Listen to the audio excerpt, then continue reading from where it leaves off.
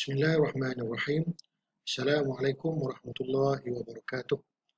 Alhamdulillah dapat kita bertemu sekali lagi untuk minggu yang ketiga pembelajaran online bagi kursus ELA 4322 Bahasa Arab 2 bagi Diploma Vocational Malaysia. Jadi bagi meneruskan kuliah pada hari ini, insyaAllah kita akan pergi kepada tajuk Al-Huruf. Al-Huruf. Kita imbau semula pelajaran yang minggu yang pertama. Aqsam al-kalimat. Al-kalimat tanqasimu ila salasa aqsam. Perkataan atau jenis-jenis perkataan dan perkataan terbahagi kepada tiga jenis. Yang pertama, al-ismu, yang bermaksud kata nama, dan kita telah pun membicarakan tentang kata nama, maknanya tanda kata nama, bahagian kata nama kepada muzakkar dan muannas, kemudian kata tunjuk dan juga kata ganti nama, dhamair ataupun dhamir. Kemudian jenis perkataan yang kedua, al-fi'lu, yakni kata kerja. Kemudian ini adalah jenis perkataan yang ketiga, iaitu al-huruf. Ataupun dalam bahasa Melayu dia al-huruf. Cuma saya cuba memberikan makna yang mudah difahami bagi pelajar kolej vokasional, iaitu kata hubung. Kata hubung. Jadi sepintas lalu, apakah maksud kata hubung? Kata hubung ni mempunyai dua fungsi. Dua fungsi. Bagi kolej vokasional, pelajar kolej vokasional, kamu hanya perlu mengetahui dua fungsi al-huruf. Yang pertama sekali, dia membetulkan huruf. Maaf, dia membetulkan ayat. Contohnya, saya makan kedai. Ayat tu walaupun hampir difahami, tetapi terdapat sedikit kesilapan. Maka al-huruf ni tadi datang. Dia akan membetulkan ayat tersebut. Saya makan di kedai. Maka ayat tersebut langsung mufidah, lengkap dan juga mafhumah, difahami. Dengan kehadiran perkataan al-huruf, iaitu di. Dan fungsi yang kedua, ialah mencantikkan ayat. Saya pergi sekolah, contoh. Saya pergi sekolah. Seperti yang kita tahu, semua maklum, ayat tersebut mafhumah, difahami. Tetapi bagi mencantikkan ayat, maka kita tambah salah satu al-huruf, iaitu ke. Saya pergi ke sekolah. Maka ayat tersebut lebih cantik dan difahami. Jadi itu adalah dua fungsi al-huruf, ataupun saya bagi makna dalam silibus kita, iaitu kata hubung. Jadi untuk kata hubung, terdapat dua jenis kata hubung. Pertama, huruf jar, dan juga yang kedua, huruf ataf. Jadi di dalam peperiksaan tidak akan ditanya apa dia huruf jar ataupun apa dia makna huruf ataf. Yang penting, kamu hafal huruf jar dan huruf ataf yang akan dinyatakan dalam video ini, dan kemudian kamu boleh mengaplikasikan penggunaan al-huruf tersebut di dalam pembinaan ayat. Jadi kita pergi kepada huruf jar yang pertama, ataupun huruf yang pertama.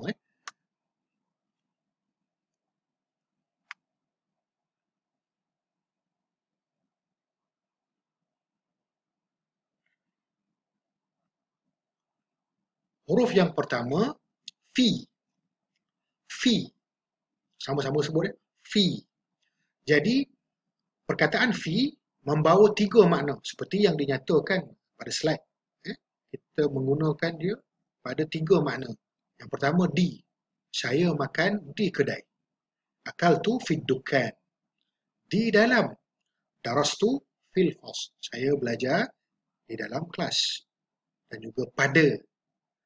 Dhahabtu ilal madrasah fis sabah. Saya pergi ke sekolah pada waktu pagi. Jadi ini huruf yang pertama, fi, yang memberi makna di dalam dan juga pada. Okey, kita pergi kepada huruf yang kedua.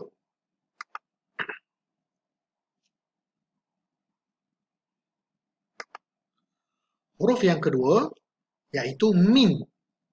Min. Ma makna min?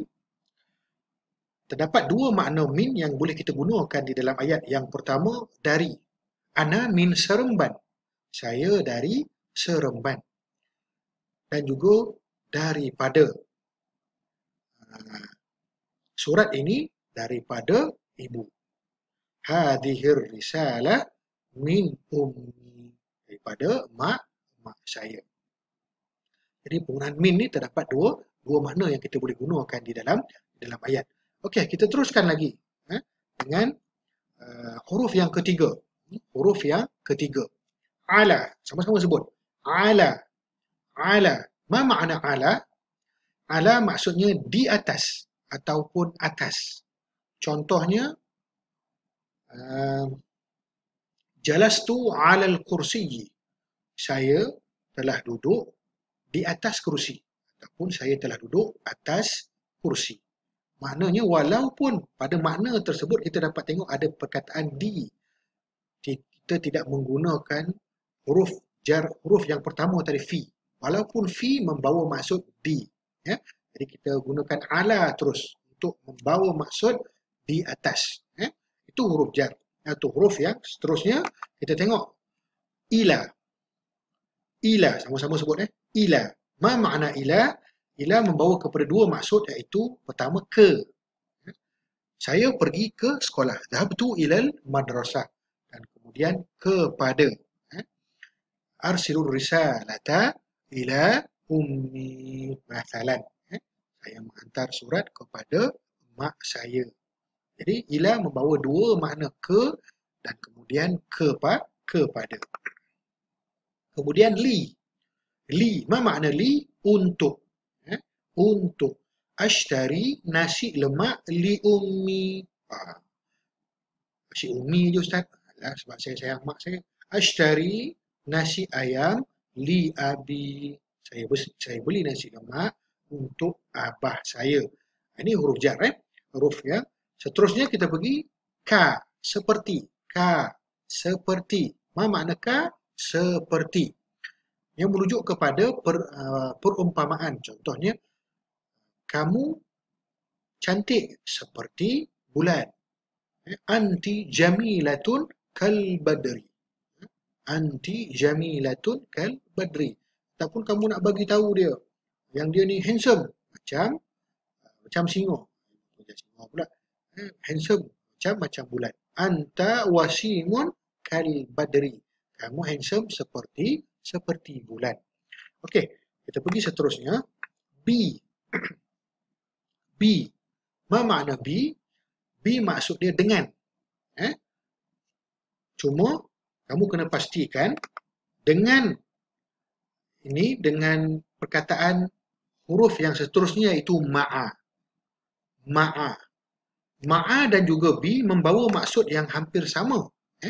Yang membawa maksud yang hampir sama. Tetapi saya cuba bagi contoh supaya mudah kamu faham bagaimana ataupun apakah perbezaan penggunaan B dan juga penggunaan ma'a. Okay? Kita mulakan dengan B dulu. Dhahabtu ilal madrasah bil hafilah. Saya pergi ke sekolah dengan bas. Dengan bas. Kita bagi contoh pula untuk ma'a. Untuk ma'a, adhabu ila suqi ma'a ummi. Saya pergi ke pasar bersama emak saya. Mungkin kamu dapat kesan perbezaan penggunaan kedua-dua perkataan. Bagi perkataan B, merujuk kepada ghair aqil ataupun merujuk kepada benda-benda ataupun kata nama yang tidak berakal. Contoh dia telefon, kereta, bas, bicycle dan sebagainya. Manakala perkataan ma'a pula digunakan untuk merujuk kepada benda-benda yang akhil ataupun benda-benda yang berakal. Contoh dia ahli keluarga, kawan, sahabat, saudara dan sebagainya. Itu perbezaannya B dan juga ma'a. Kita pergi kepada seterusnya. An. An. Ma makna an? Tentang. Atakallamu ma'a ummi an abi. Aku bercakap dengan mak aku tentang abah aku. Apa? Itu penggunaan an. Ataupun maksud dia tentang. Ataupun kita boleh bawa satu lagi contoh. Qara'tu kitabah an siyahah. Jadi maknanya an ni tentang. Tentang. Okey. Kita pergi kepada huruf yang seterusnya. Ini digelar huruful ataf. Tetapi tidak perlulah kamu tahu sama ada dia ataf ataupun jar. Yang penting kamu tahu dia dalam kategori al-huruf. Jadi wa maksud dia dan. Wa maksud dia dan. Ana wa ummi, saya dan mak saya. Ana wa abi, saya dan ayah saya. Contoh. Maka ini penggunaan dan. Dan kemudian al-huruf yang terakhir dalam silibus bahasa Arab kualifikasional yang perlu kamu hafal untuk membina ayat. Au. Ma makna au? Atau. Dia atau saya. Huwa au ana.